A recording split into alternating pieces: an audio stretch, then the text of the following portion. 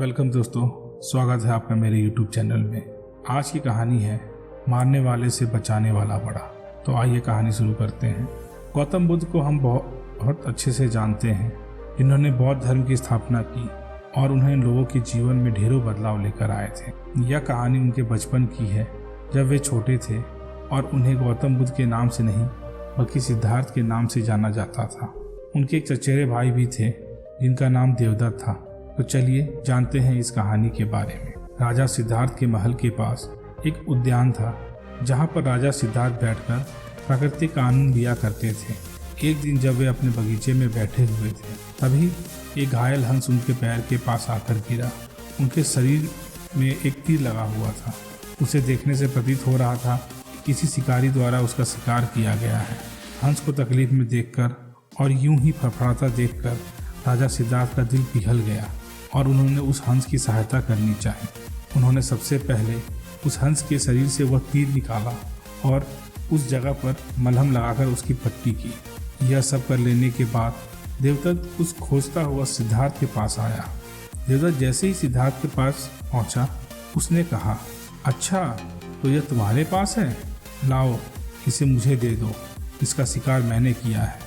इसका शिकार करने में मुझे बहुत मेहनत करनी पड़ी थी। इस पर मेरा अधिकार है। देवदत्त की यह बात सुनकर सिद्धार्थ ने उससे कहा, नहीं, यह हंस घायल था और मेरे पास आया। मैंने इसकी मदद की और इसकी जान बचाई, इसलिए इस पर मेरा अधिकार है। दोनों भाइयों के बीच उस हंस के अधिकार को लेकर बहस होने लगी।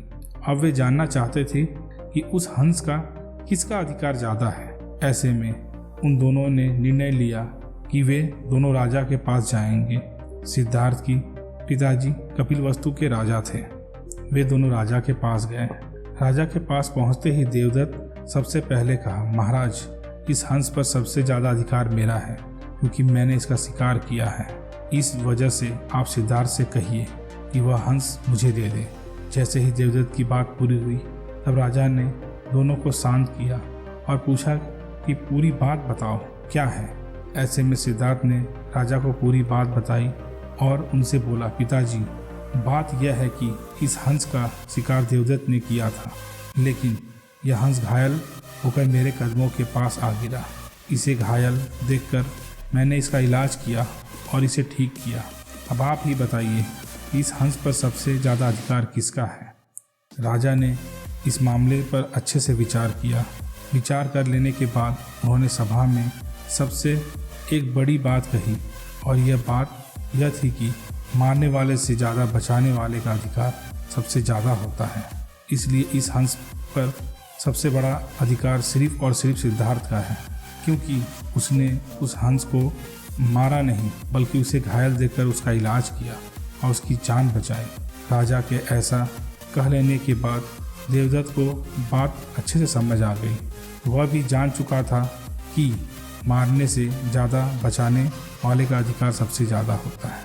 तो दोस्तों, हमको इस कहानी से ये समझ में आता है कि मारने वाले से ज़्यादा बचाने वाला बड़ा होता है और उसका अधिकार भी मारने वाले से ज़्यादा होता है।